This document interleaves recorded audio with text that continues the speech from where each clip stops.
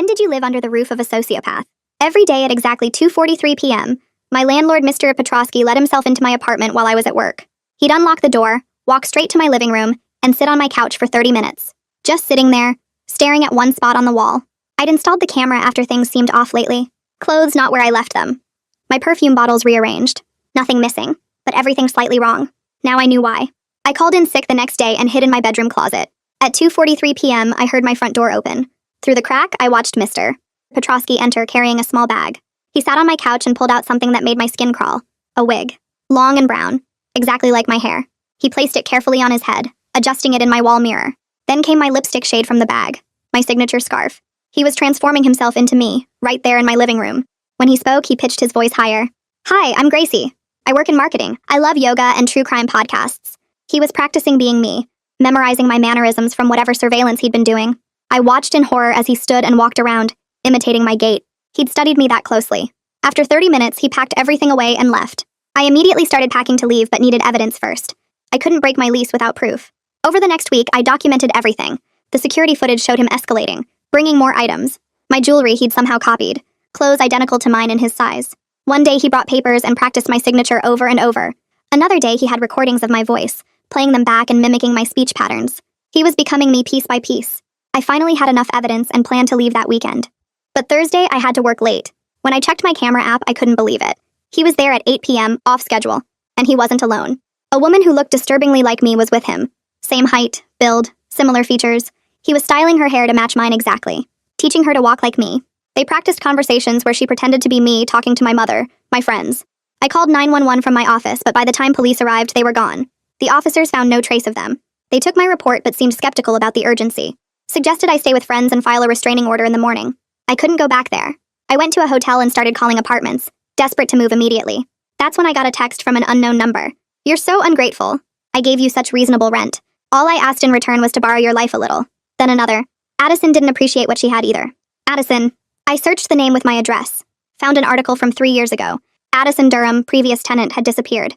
She'd complained to police about her landlord's behavior 2 weeks before vanishing. They never found her. My hands shook as more texts arrived. Photos of me at work today, at the coffee shop, getting into my car. He'd been following me everywhere, not just watching in my apartment. I called the police again. This time they took it seriously. 2 officers escorted me back to get my essential belongings. But when we arrived, my apartment door was already open. Inside, sitting on my couch, was the woman from the video. Wearing my clothes, she smiled with my lipstick shade. Oh, hello, she said in a voice eerily close to mine. I'm Gracie. I live here. Behind her, Mr. Petrosky emerged from my bedroom carrying my suitcase, packed with my things. He looked at me with cold satisfaction. Time for you to go, Addison. Gracie lives here now. My name is Gracie, I told the officers. Check my ID. This is my apartment. But the woman pulled out a driver's license. With my name, my address, a photo that looked enough like me to pass. The officers looked between us, confused. One started making calls to verify identities. That's when Mr. Petrosky pulled out a gun. I really didn't want it to go this way, he said, pointing it at me while the officers reached for their weapons. But I love your life. I think it's time I'm the new you. The gun goes off and the sound is so loud my ears start ringing immediately. Chunks of plaster fall from the ceiling and dust rains down on all of us. Mr. Petrosky grabs Catalina by the arm and yanks her toward the hallway. One officer chases after them while the other one tackles me against the wall, his body covering mine while he yells for me to stay down. I can't hear him clearly because of the ringing, but I see his mouth moving and feel his weight pressing me into the wall. My legs give out, but he holds me up, one hand on my shoulder and the other on his radio calling for backup. Through the doorway, I see Mr. Petrosky and Catalina running down the hall, and the first officer chasing them with his gun drawn. Then they're gone around the corner and the sounds of footsteps fade away. I'm shaking so hard I can barely stand. The officer keeps asking me something, but I can't focus on his words. His radio is making noise, voices crackling back and forth with updates about the chase. He asks me for my ID, and I just stare at him because my brain isn't working right. He asks again, slower this time, and I finally understand. My purse is on the floor where I dropped it when Mr. Petrosky pulled the gun. I bend down to get it, but my hands are shaking too much to open the zipper. The officer helps me, pulling out my wallet and finding my license. He studies it carefully, then looks at my face, then back at the license. More sounds come through his radio about pursuit in the alley behind the building. Running footsteps echo through the halls, but they're getting farther away. Then silence. 10 minutes pass before the first officer comes back. He's breathing hard and sweating, and I can tell from his face that he's angry. They made it to a car parked in the alley, he tells his partner. Mr. Petrosky fired another shot into the air before they drove off. Now there's a manhunt happening all over the city. The officer asks if I'm okay, and I nod even though I'm not. He guides me to my couch, and I sit down in the exact spot where Mr. Petrosky used to sit and practice being me. My hands won't stop shaking no matter how hard I press them together. The officers are talking to each other and into their radios, but I can't follow what they're saying. Everything feels far away and muffled. More officers arrive within 20 minutes. They start taking photos of everything in my apartment. One officer asks me questions about what happened, and I answer the same things over and over. When did Mr. Petrosky arrive? What did he say? Where was the other woman standing? Did I see where they went?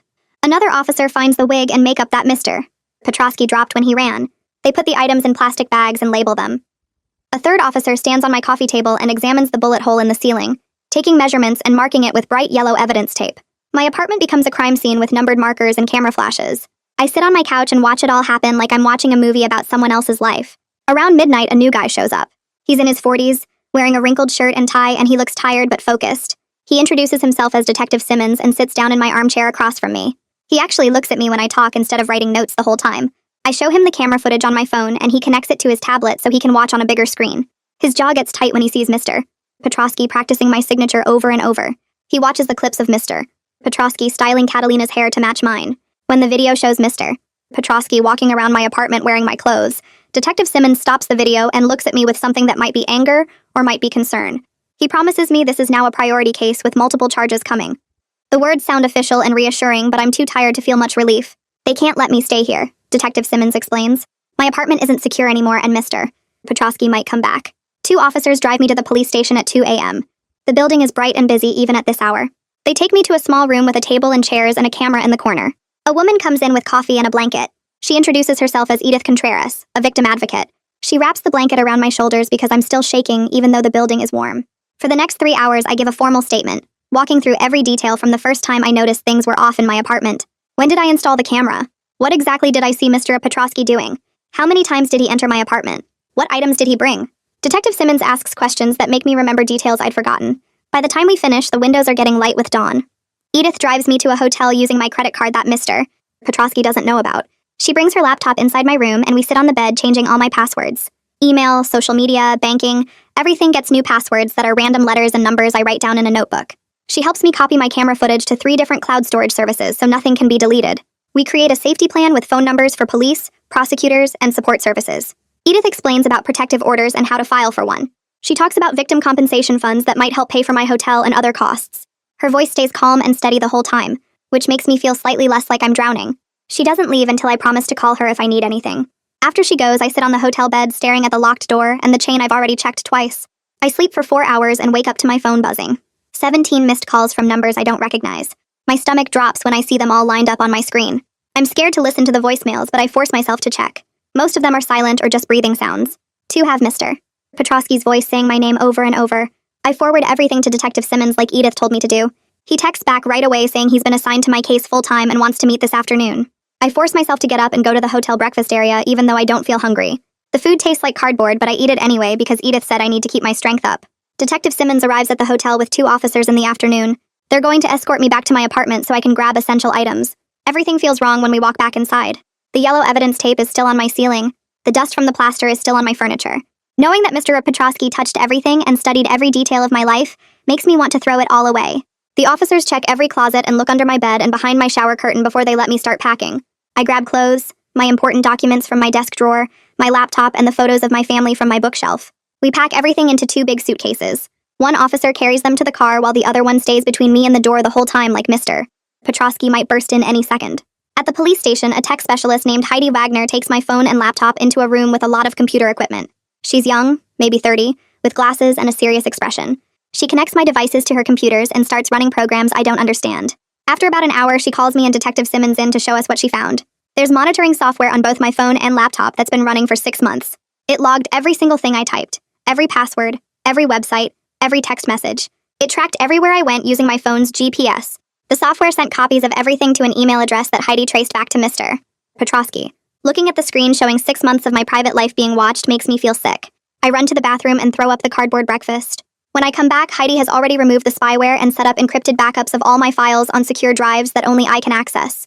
The next morning, I wake up in the hotel room and force myself to get ready, because I need to pick up some things from a storage unit I rented. I get to the hotel parking garage and slide into my car, turn the key, and nothing happens. The engine doesn't even try to turn over. My hands start shaking because I'm thinking about Mr. Petrosky and what else he might have done to my car. I call the hotel desk and they send their maintenance guy who looks under the hood and can't find anything obvious. He suggests calling a mechanic. The mechanic arrives an hour later and puts my car up on a lift. He crawls underneath and comes back holding a small black box with a magnet on one side. He asks if I know what it is. I stare at the GPS tracker in his hand and feel sick. The mechanic hands it to me carefully and I immediately call Detective Simmons. He arrives within 20 minutes and bags the tracker as evidence, writing down the make and model. He arranges for my car to be towed to the police garage where it'll stay until the case is resolved. I feel like Mr. Petrosky has infected every single part of my life. From my apartment to my devices to my car. Nothing feels safe anymore. Back at the hotel, my phone rings with a number I don't recognize. I almost don't answer, but something makes me pick up. It's someone from my bank's fraud department asking if I tried to reset my password this morning. I tell her no, and she explains they blocked 3 attempts from an IP address somewhere in the city. We spend 40 minutes on the phone freezing all my accounts and setting up completely new ones with security questions only I would know. Things like my grandmother's middle name and the street I lived on in 2nd grade. The banker's voice drops lower and she mentions that 3 other customers reported similar attempts this week. All of them are women. All of them live in buildings that Mr. Petrosky manages. I write down their names even though I don't know what I can do with the information. The bank promises to monitor everything closely and flag any suspicious activity. I call my boss Delilah from the hotel room and try to explain what's happening without falling apart. I tell her about the camera footage and the impersonation, and that I need to work from home for a while. She doesn't ask a lot of questions, but I can hear the shock in her voice. She tells me to take whatever time I need and that she'll handle everything at the office. Within an hour, she texts me that building security has been alerted about potential impersonation attempts. HR flagged my employee records with a special code that requires in-person verification for any changes. She also mentions that she told the front desk staff to call her directly if anyone claiming to be me shows up. The support helps, but I'm also embarrassed that my personal nightmare is spilling into my professional life. That afternoon, an elderly woman I barely know from across the hall shows up at the precinct. Her name is Mrs. Chen, and she's holding a USB drive in her shaking hands. She tells Detective Simmons that her hallway camera has been recording for months because of package theft problems. She went through the footage after hearing about what happened in my apartment. The USB contains clips of Mr. Petrosky entering my apartment 47 times over 3 months. He's always carrying bags in and bags out. Sometimes he's there for 5 minutes, sometimes for an hour. Detective Simmons sits down at a computer and watches the footage timeline. His face gets harder with each clip. He thanks Mrs. Chen and makes copies of everything. I watch some of the footage with him and feel violated all over again seeing Mr. Petrosky casually walking in and out of my home like he owned it. The next day, Lucas Meyer, the prosecutor, meets with me and Edith in a conference room at the courthouse. He's younger than I expected, maybe late 30s, with dark hair and glasses. He spreads out papers on the table and walks me through the criminal charges they're building against Mr. Petrosky's stalking, residential burglary, identity theft, weapons violations. The list keeps growing. He explains that the restraining order will provide immediate legal protection, even while the criminal case builds. His confidence makes me feel slightly better, but I can't stop thinking about Mr.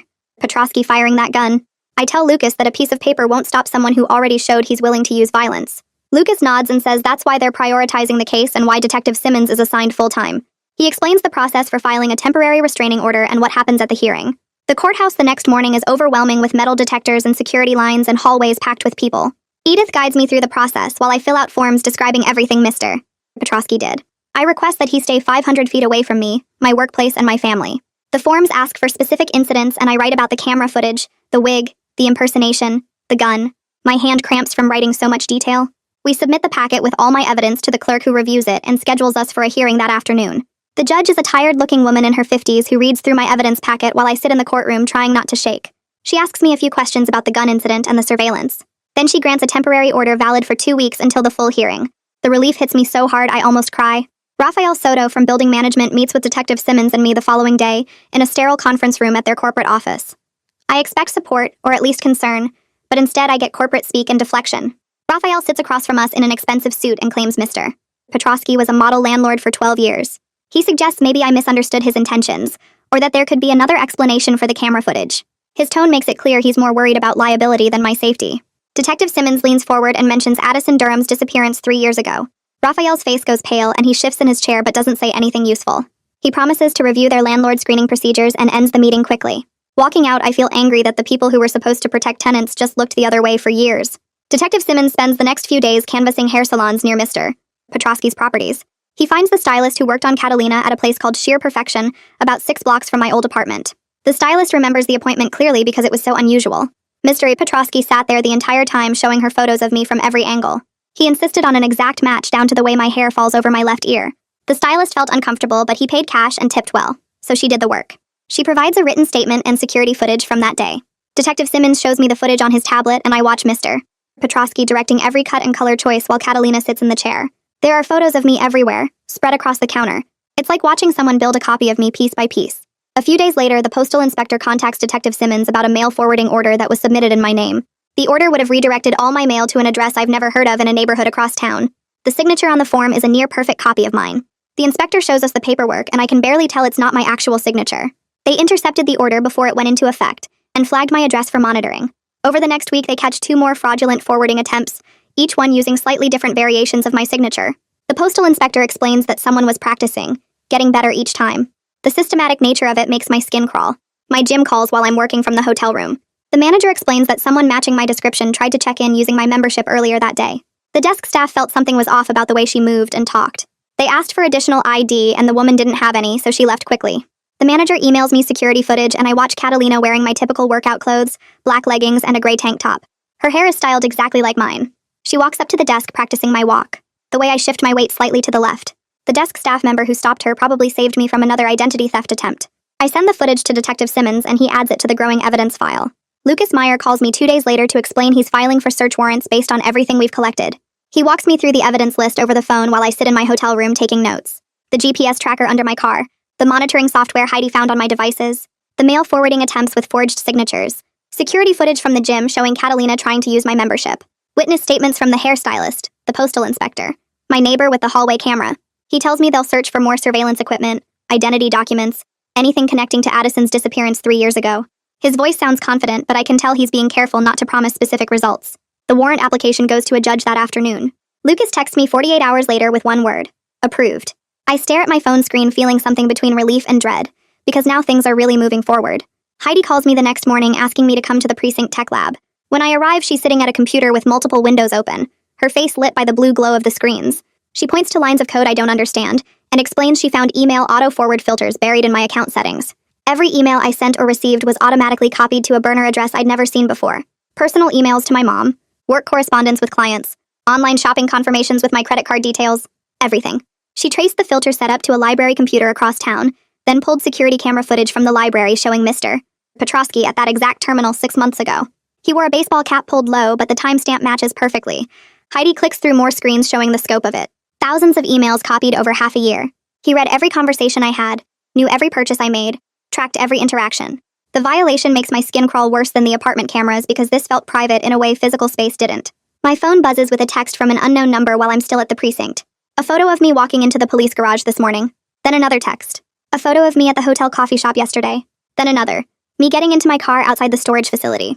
The messages keep coming with photos from the past week, each one showing me at different locations around the city. The captions say things that make my hands shake. You can't hide from yourself. I'm you now. You're nobody. Why are you making this so difficult? Edith appears in the doorway of the tech lab like she knew I'd need her. She sits next to me and helps me screenshot each message with timestamps, documenting everything methodically, even though my fingers are trembling so badly I keep dropping my phone. She talks to me in her calm voice about evidence and patterns, while I try not to think about how he's been following me everywhere, taking photos, watching me move through my temporary life. 16 messages arrive before they finally stop. 16 photos proving I have no privacy left anywhere. Delilah calls that afternoon while I'm back at the hotel trying to focus on work emails. She tells me she talked to HR and they're setting me up for full remote work for the next month. All my meetings will be video calls with my background blurred, so nobody can see where I'm staying. She explains that my coworkers know something serious happened, but she kept details private like I asked. They're being respectful about not asking questions. The structure of work tasks becomes my lifeline over the next few days. Responding to client emails, reviewing marketing reports, attending video meetings where I pretend everything is normal. My hotel room fills up with evidence folders and police documents, but I carve out a corner with my laptop where I can focus on deliverables and deadlines. The normalcy of work helps me feel slightly human, even though I'm living in a temporary room surrounded by proof of how my life fell apart. The restraining order hearing happens 2 weeks later in a courthouse packed with people waiting for various cases. Lucas meets me outside the courtroom and walks me through what to expect. Mr. Petrosky's lawyer is there, a sharp woman in an expensive suit who looks at me like I'm wasting everyone's time. The hearing starts and she immediately tries to paint me as paranoid. She suggests the camera footage shows normal landlord maintenance visits, nothing more. She claims the wig could be explained as a costume for a party. She makes it sound like I'm overreacting to innocent behavior. But then Lucas presents the evidence methodically. The wig with my exact hair color and style, the forged signature practice sheets, the gym security footage showing Catalina trying to impersonate me, the email forwarding proof, the GPS tracker. Each piece builds on the last until the judge's expression changes from neutral to hard. She asks Mr. Petrosky's lawyer if she has any explanation for the totality of the evidence. The lawyer tries to deflect, but the judge cuts her off. She grants a 1-year protective order requiring Mr. Petrosky to stay 500 feet away from me, my workplace, and my family. No contact of any kind. I feel my shoulders relax slightly for the first time in weeks. 3 days after the hearing, I'm sitting in a coffee shop near my hotel trying to work on my laptop when I glance up and see her. Catalina. She's across the street wearing jeans and a sweater instead of my clothes, but her hair is still styled exactly like mine. She's looking at her phone, not at me, but something about her posture feels wrong. I grab my phone with shaking hands and start recording video through the window. She walks slowly down the sidewalk, her gait matching mine in that disturbing way I saw in the apartment footage. I send the video to Detective Simmons with my location and the timestamp. My heart pounds while I watch her through the glass. She disappears into a crowd of people near a bus stop before I see any police cars arrive. Detective Simmons calls me 10 minutes later saying officers checked the area but she was already gone. He tells me I did the right thing by recording and not confronting her. I stay in the coffee shop for another hour because I'm too scared to walk back to my hotel alone. My neighbor from the old apartment building calls Detective Simmons at 3 in the morning to report Mr. Petrosky's car parked on our street, idling near the entrance. She recognized the vehicle from when she gave him the hallway camera footage. She says the car sat there for almost 15 minutes with the engine running before driving away slowly. By the time officers respond 20 minutes later, he's completely gone. Detective Simmons calls me at 7 that morning to tell me what happened. The delayed response makes me feel sick because I realize how vulnerable I am during those gaps. 20 minutes is forever when someone dangerous is watching and waiting. He could do anything in 20 minutes. The protective order means nothing if nobody can enforce it fast enough. Detective Simmons requests extra patrol coverage for my hotel and my workplace. But when he calls to update me, his voice sounds frustrated. The department is understaffed and they can only manage drive-bys every few hours. He gives me his personal cell number and tells me to call immediately if I see anything suspicious, day or night. The gaps between patrols feel enormous. 3 hours between each check. 3 hours where anything could happen and nobody would know until the next scheduled pass. I start timing the patrols from my hotel window, watching for the marked cars, counting the minutes until they come back around. The math makes me anxious. So much empty time with no protection. The storage unit manager calls me a week later saying there are scratches around my lock and the security camera was angled away from my unit. My stomach drops while she explains they noticed it during a routine check. We drive over there together and she shows me the footage from 2 nights ago. Someone in a dark hoodie appears at 4 in the morning with lockpicks, working on my unit for almost 10 minutes before giving up and leaving. The camera angle shifts right before they arrive, pointed at the ceiling instead of the hallway. We change to a higher security lock that's harder to pick and add a second camera that uploads footage continuously to cloud storage instead of just recording locally. The manager promises to check my unit daily, but the fact that someone tried to access my belongings in the middle of the night makes me feel hunted. Nothing is safe. Not my apartment, not my storage, not anywhere I exist. A journalist contacts me through Edith a few days later, saying she's been researching tenant rights issues and found something disturbing. She shares her research files showing a pattern of complaints against Mr. Petrosky going back 8 years across multiple properties he managed. 4 previous tenants reported feeling watched or having items moved in their apartments. All of them signed NDAs after building management offered small settlements to make the complaints go away. The journalist has copies of the settlement agreements with names redacted. She shows me complaint summaries that sound exactly like my experience. Clothes moved slightly, perfume bottles rearranged. The feeling of being studied. Each tenant accepted money and agreed never to discuss what happened. The pattern makes my skin crawl because it means this wasn't random. He's done this before, refined his methods, learned from each attempt. I was just the latest target in a long series of women he studied and violated. The journalist asks if I'll talk to her on record after the criminal case concludes. I tell her maybe, but right now I just want him stopped permanently. I sit in a small room at the precinct with Edith next to me, her hand resting on the table between us like she's ready to reach out if I need it. The walls are beige and bare except for a clock that ticks, so loud I can hear it over the hum of the fluorescent lights. Detective Simmons left an hour ago to supervise the search warrant at Mr. Petrosky's house, and every minute that passes feels like 10. Edith tries to distract me with questions about my job and where I grew up, but I can barely focus on her words. My phone sits face up on the table and I stare at it, waiting for it to light up with news. When it finally rings 2 hours later, I grab it so fast I almost knock over Edith's coffee. Detective Simmons sounds different from usual, his voice tight and careful like he's trying not to let his feelings show. He tells me they found 7 wigs in Mr. Petrosky's bedroom closet, each one a different style but all matching my hair color and length from different points over the past few years. There are notebooks filled with pages of my signature, practiced over and over until the forgeries look almost perfect. Hundreds of photos of me are taped to the walls of a spare bedroom, organized by location and date like some kind of surveillance timeline. They're still processing a locked room in the basement that they had to break into, and he says the evidence is filling 3 police vans parked outside. I thank him and hang up, then sit there staring at my phone while my hands shake. Edith asks if I'm okay, and I tell her what they found, my voice coming out flat and mechanical because I don't know how else to say it. She squeezes my hand and says, "This is good. This is exactly what we need to build the case." But all I can think about is Mr. Petrosky studying those photos and practicing my signature like he was preparing for a test. 3 days later, Heidi calls me while I'm eating lunch in my hotel room. She works in the fraud division, and her voice is sharp and professional when she explains that someone tried to alter my driver's license records at the DMV yesterday. The person used forged documents that looked official enough to get past the first check, but the employee felt something was wrong about the whole interaction and stalled by saying the system was running slow. After the person left, the employee reported it to her supervisor and they pulled the security footage. Heidi sends me a screenshot from the video, and I stare at a blurry image of a woman who might be Catalina, but the camera angle and image quality make it impossible to be completely sure. The woman is wearing a baseball cap pulled low and sunglasses, and she kept her face turned away from the camera like she knew where it was. Heidi says they're trying to enhance the footage, but it might not be clear enough for positive identification. She flags my records with multiple alerts, so any future attempts will trigger immediate notifications to law enforcement. I thank her and hang up, then sit on my bed feeling sick because they're still out there trying to erase me from official records. My bank's fraud department calls that same afternoon while I'm in the shower. I miss the call and have to wait 10 minutes for them to call back, which feels like forever. The woman on the phone explains that they blocked a wire transfer attempt for $8,000 from my checking account to an overseas account I've never heard of. The request came through their proper channels with all the right paperwork and my signature on the authorization form. She says the forgery is good enough that it fooled their initial screening, and it took a handwriting expert comparing it to my signature on file to spot the tiny differences. They've frozen my account temporarily while they investigate, and I need to come in person with 2 forms of ID to verify my identity and sign new authorization forms. I write down the address and appointment time, my hand shaking so hard the numbers come out crooked. The next morning, a courier delivers a thick envelope to my hotel room. I sign for it without thinking, then open it to find an eviction notice from Mr. Petrosky's lawyer. The legal language is dense and formal, but the basic message is clear. They claim I abandoned the property and owe 3 months of back rent plus damages. The notice gives me 10 days to respond or face eviction proceedings. I call Lucas immediately, my voice shaking with anger and fear. He tells me to scan the documents and email them to him right away, which I do from the hotel's business center.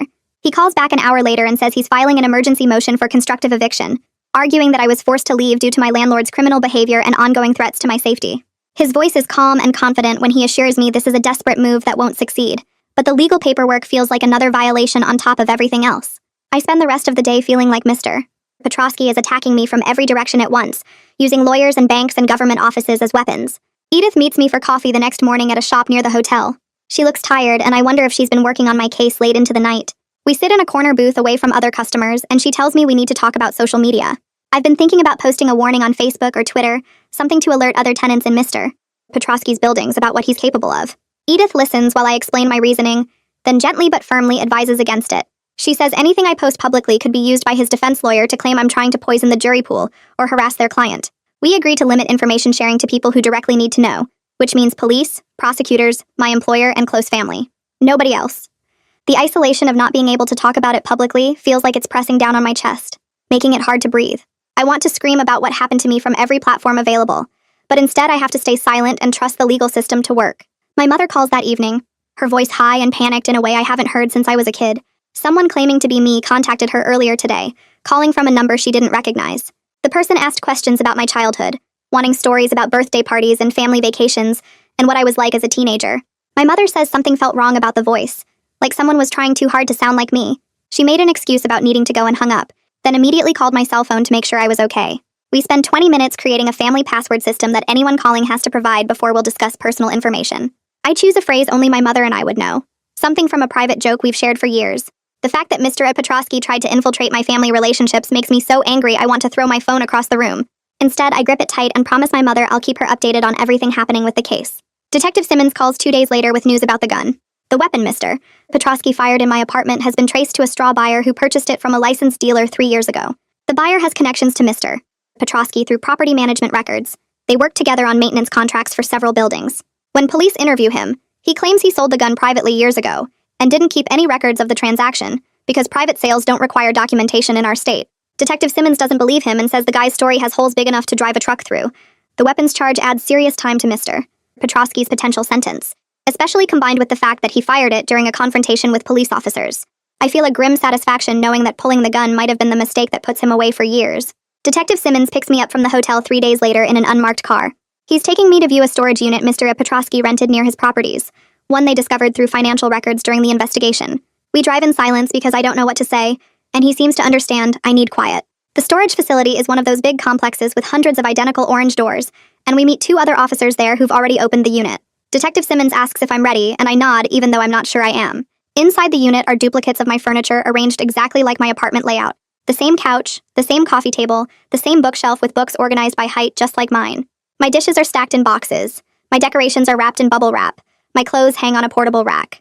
Labels on the boxes read things like Gracie's winter clothes, and Gracie's books, and Gracie's kitchen items, in handwriting I recognize as his. I stand in the doorway staring at this replica of my life that he built in secret, and the room starts to spin.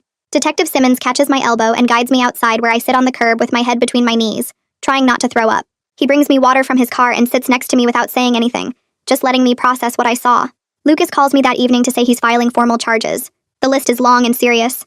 Aggravated stalking, residential burglary, forgery, identity theft, and weapons violations. An arrest warrant has been issued with bail set extremely high due to flight risk and the ongoing danger he poses to me.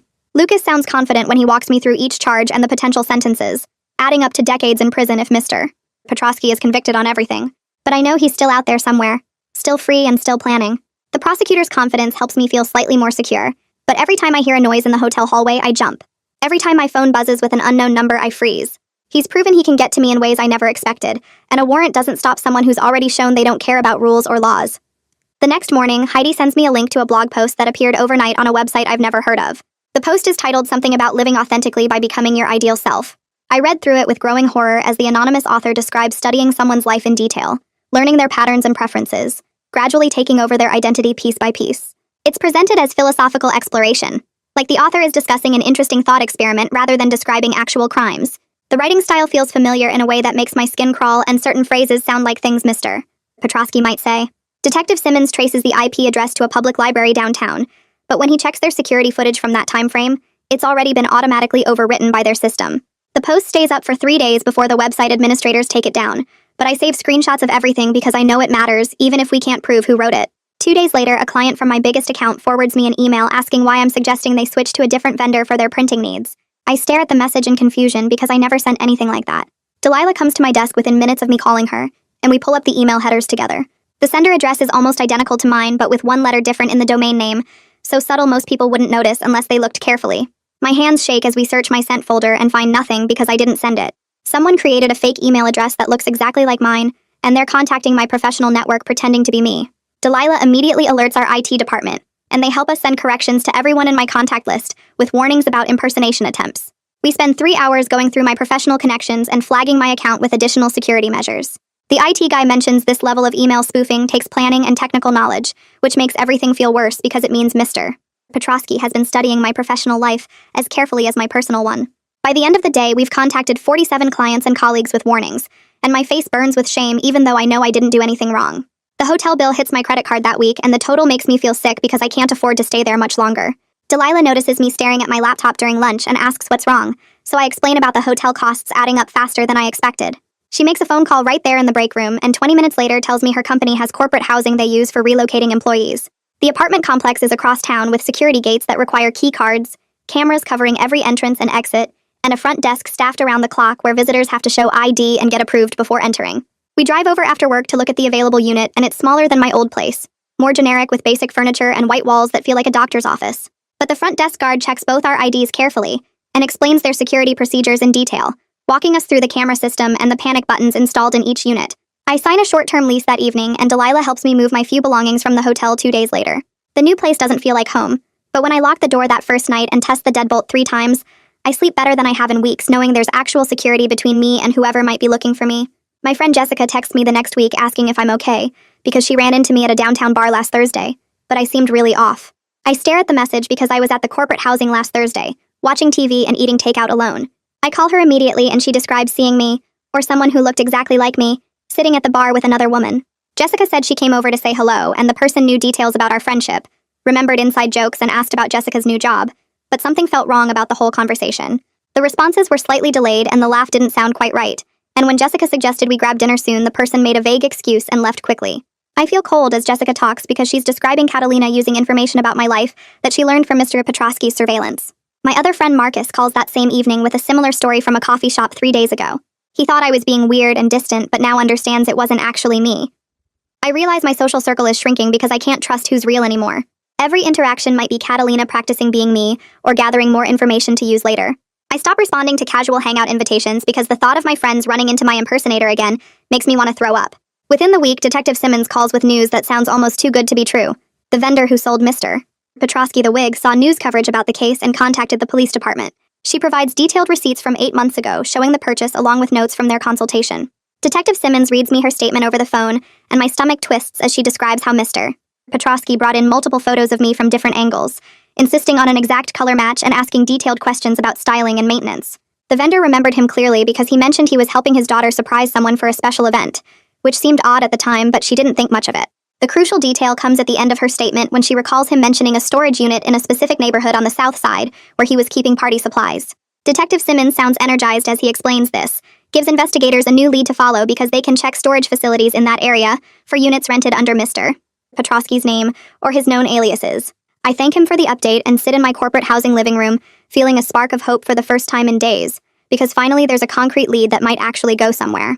Detective Simmons calls me 3 days later to explain he's planning a coordinated operation to serve search warrants at 3 locations at the same time. The first location is the storage unit address they identified from the wig vendor's information. The second is Mr. Petrosky's official residence listed on his property management paperwork. The third is a property he owns but claims is vacant, which financial records show has active utility bills suggesting someone is living there. He walks me through the timing so I know exactly when the operation will happen and can stay somewhere secure with officers nearby during the execution. The operation is scheduled for early morning in 2 days when they're most likely to find people at home and least likely to encounter resistance. Detective Simmons arranges for 2 officers to stay at my corporate housing building during the operation in case Mr. Petrosky somehow gets wind of the warrants and tries to run or retaliate. I spend those 2 days barely sleeping, checking my phone constantly, and jumping at every noise in the hallway. The morning of the operation, I sit in my living room with the 2 officers while Detective Simmons texts me updates every 30 minutes. The waiting feels endless and my coffee goes cold in my hands as I stare at my phone screen. The call comes at 9:45 in the morning and Detective Simmons sounds tired but satisfied. The operation found Catalina at the vacant property living in a furnished apartment filled with photos of me covering the walls like wallpaper. My clothes hang in the closet organized by color just like I organize mine. My favorite books sit on shelves with sticky notes marking pages I highlighted in my copies. Makeup matching my shades lines the bathroom counter, and even the furniture placement mirrors my old apartment layout. Detective Simmons says Catalina surrendered immediately when officers entered, asking for a lawyer and crying as they handcuffed her. She kept saying she wanted to cooperate and that she was scared. He tells me she's in custody now at the precinct being processed, and I feel something complicated twist in my chest. Part of me feels relief that she can't impersonate me anymore. Part of me feels anger at this woman who helped steal my face and my life. But another part feels something almost like pity, because the way Detective Simmons describes her surrender makes her sound more like another victim than a criminal mastermind. I thank him for the update and sit with the 2 officers in my living room trying to process what it means that Catalina is caught, but Mr. Petrosky is still out there somewhere planning his next move. Catalina's lawyer contacts the prosecutor's office within hours of her arrest and arranges what Lucas calls a proffer session. He explains this is where Catalina can provide information in exchange for consideration on her charges, though nothing she says can be used against her if negotiations break down. Lucas invites me to listen to a recording of the session afterward, and I sit in his office with Edith while he plays the audio file. Catalina's voice shakes as she describes how Mr. Petrosky found her at a homeless shelter 6 months ago. He offered her housing in exchange for what he called acting work, showing her photos of me and saying he needed someone to help with a special project. She explains the first few weeks were normal, just living in the furnished apartment and occasionally trying on wigs and clothes. Then gradually he revealed more of what he wanted, teaching her to walk like me and talk like me and memorize details about my life. The grooming happened so slowly, she didn't realize how wrong it was until she was already dependent on the housing and scared of being homeless again. Her voice drops to almost a whisper when she mentions Addison Durham's belongings stored in a unit she was never allowed to enter. She says Mr. Petrosky told her Addison didn't appreciate what she had, and that's why she had to leave. But the way he said it made Catalina terrified of ending up like Addison if she didn't cooperate. Lucas stops the recording and looks at me with an expression that says he believes her story. I feel angry and sad at the same time because Catalina helped terrorize me, but she was also being terrorized herself. Heidi calls me 2 days later after finishing her analysis of devices seized from Catalina's apartment. She found practice files on a laptop showing deepfake videos where Mr. Petrosky was teaching Catalina to mimic my voice and mannerisms using manipulated footage of me. Heidi walks me through the files over the phone and describes how they show a clear progression from obvious fakes that look computer-generated to increasingly convincing impersonations that could fool someone who knows me casually. The earliest files are from 4 months ago with my face badly mapped onto Catalina's body, and my voice sounding robotic and wrong. The most recent files from 2 weeks ago show Catalina moving and speaking in ways that make my skin crawl, because they look and sound so much like me. Heidi explains the software Mr. Petrosky used requires technical knowledge and significant processing power, suggesting he's been planning this for much longer than the physical surveillance indicated. The sophistication of everything makes me feel cold, because it means he wasn't just obsessed. He was methodical and patient, and willing to invest serious time and resources into stealing my identity. I thank Heidi for the information, and spend the rest of the day feeling like I'm going to be sick. The taunting email arrives the next morning from a new burner account I've never seen before. The subject line just says my name, And when I open it, there's a photo of me leaving my corporate housing building that same morning. I'm wearing the blue jacket I put on 2 hours ago and carrying the coffee cup I bought at the shop down the street. My hands shake so badly I almost drop my phone as I forward the email to Detective Simmons. He calls me back within minutes, and I can hear the frustration in his voice as he explains the metadata shows the email was sent from a phone near my building, but not close enough to pinpoint an exact location. The message is clear even without words because the photo proves Mr. Petrosky is still watching me and still free, despite all the evidence against him and all the warrants and all the security measures. Detective Simmons promises to increase patrol coverage around my building and suggests I vary my routines and avoid predictable patterns. I spend the rest of the day inside my apartment with the curtains closed, too scared to leave even though I know hiding won't actually keep me safe. The hearing for extending my temporary restraining order happens the following week in the same courtroom where I got the initial order. Lucas presents all the new evidence, including the email impersonation attempts, Catalina's testimony, the deepfake videos, and the taunting email with my photo. Mr. Petrosky doesn't appear in person, and his lawyer argues via speakerphone that he's exercising his right to avoid his accuser and that his absence shouldn't be held against him. The judge's face gets hard as she listens to the lawyer's argument, and she interrupts him to say that failing to appear at a hearing about stalking and threats doesn't suggest innocence. She grants a full 1-year protective order with the same 500-foot distance requirement, and adds a new provision requiring electronic monitoring if Mr. Petrosky is arrested. Lucas looks satisfied as we leave the courtroom, but I feel empty because a piece of paper and a theoretical ankle monitor don't mean anything when the person violating the order is still free and still watching me from somewhere I can't see. The next week, Raphael from building management calls to schedule a meeting at his office. He sits across from me and Detective Simmons with a stack of files about Mr. Petrosky's 12-year employment managing their properties. Raphael's hands shake slightly as he admits they received complaints from 4 other tenants over the years about feeling watched or having items moved in their apartments. Each time Mr. Petrosky provided explanations that seemed reasonable enough, and the corporate ownership structure required so much paperwork to terminate a property manager that they just accepted his stories and moved on. Raphael looks sick as he explains the company is finally starting the removal process, but the layers of corporate approval mean it will take at least 6 weeks to complete. I feel angry listening to how their bureaucracy let Mr. Petrosky operate for years, but at least they're acting now instead of protecting him. Detective Simmons takes copies of all the complaint files to add to the investigation. 2 weeks pass with no new incidents, and I start working in the office 3 days a week instead of staying home constantly. Delilah walks me from the parking garage to my floor every morning, and we have lunch together in the building cafeteria, where there are always people around. I'm sitting at my desk on a Thursday afternoon when my phone rings with a call from building security. The guard tells me they spotted someone matching Mr. Petrosky's description in the garage trying to access the elevator using a contractor's badge that looked wrong. They locked down the garage and called police while I grab my laptop and run to Delilah's office. She locks her door and we wait together while my heart pounds so hard against my ribs, I think I might pass out.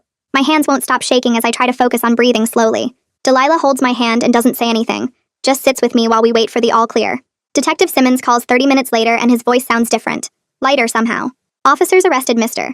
Petrosky in the garage stairwell without any fight or trouble. He was carrying lockpicks, a taser, and another fake driver's license with my name and photo on it.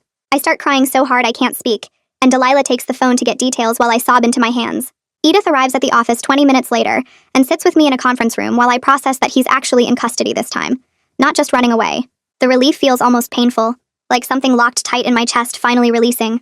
Mr. Petrosky's initial court appearance happens 2 days later via video link while he's held at the county jail. I watch from the prosecutor's office with Lucas and Edith on either side of me. Mr. Petrosky's lawyer argues for GPS monitoring and home detention, claiming his client isn't a flight risk and has strong community ties. Lucas stands up and presents evidence from the garage incident, including the weapons, fake ID, and violation of the protective order requiring him to stay 500 feet from my workplace. The judge's face gets hard as she reviews the evidence and denies bail entirely, ordering Mr. Petrosky held until trial. Knowing he's locked up behind bars with no way to get out lets me breathe fully for the first time in weeks. The constant tension in my shoulders starts to ease slightly. Lucas schedules me to give a detailed recorded statement the next morning at the prosecutor's office. I sit in a small room with a camera and microphone while Lucas asks questions, and I walk through everything from the first camera footage of Mr. Petrosky sitting on my couch to yesterday's arrest in the garage. It takes 4 hours to cover all the details, and I drink 3 bottles of water because my mouth keeps getting dry. Lucas explains this recording will be used for trial preparation, and potentially as part of victim impact statements if we get to sentencing. Talking through all of it in order like that makes me realize how much I survived, how many times Mr. Petrosky escalated, and I kept documenting and protecting myself. 3 days later, Catalina takes a cooperation deal in exchange for testifying against Mr. Petrosky. Lucas calls to explain she's providing detailed information about his methods, and the deal includes probation instead of jail time. Catalina describes how Mr. Petrosky chose tenants based on specific criteria, including women who lived alone, had stable jobs, and limited family nearby. She explains how he installed tiny cameras and audio devices during maintenance visits, studied their patterns for months, and planned the identity replacement in careful stages. Her testimony reveals he attempted this same process with at least 2 other women who moved away before he completed it, scared off by the feeling of being watched. The information makes me feel cold because it shows how methodical he was, how this wasn't just about me, but about a pattern he'd developed and refined. Detective Simmons gets a warrant for another storage unit based on Catalina's information about a facility Mr. Petrosky used for older belongings. I wait at the corporate housing while they execute the warrant, checking my phone every few minutes for updates. Detective Simmons calls 3 hours later and his voice sounds careful, like he's choosing words to avoid upsetting me. Inside the unit, they found boxes labeled with Addison Durham's name containing her belongings, documents, and photos. No remains were found, but the evidence suggests Mr. Petrosky was planning the same identity theft with her before she disappeared 3 years ago. The case gets reopened with new urgency, and a detective from the original investigation contacts Addison's family with the update. I spend the rest of the day feeling sick, thinking about how I could have ended up like her if I hadn't installed that camera when I did. Media coverage increases after Addison's connection becomes public, and a local news station runs a story about Mr. Petrosky's arrest and the reopened missing person case. Reporters start calling my phone number somehow, and 2 of them show up at the corporate housing asking the front desk to contact me. Edith helps me get a new phone number and works with building security to add my photo to a list of residents who should never have visitors announced without explicit permission. I decide to maintain limited anonymity rather than do interviews because I want to protect my privacy while the case moves forward. The attention feels like another violation, people wanting pieces of my story for their news cycles. My civil lawyer files a lawsuit against Mr. Petrosky and the building ownership company for negligence, emotional distress, and damages. The building's insurance company enters settlement discussions within a week, clearly wanting to avoid trial publicity after the news coverage. The legal process feels different from the criminal case, more businesslike and focused on money rather than justice. My lawyer explains the settlement could cover therapy costs, moving expenses, lost wages, and security equipment I had to buy. It won't undo what happened, but it removes some of the financial stress. Pre-trial conferences begin with Mr. Petrosky's lawyer trying to negotiate plea deals that would reduce charges or sentencing. Lucas firmly rejects each offer, insisting the evidence supports going to trial on all counts if necessary. The protective order violations have stopped completely now that Mr. Petrosky is in jail with all his communications monitored by the facility. I start to feel a baseline calm I haven't experienced in months, though I still check locks on my apartment 3 times before bed and verify my security cameras are recording every night.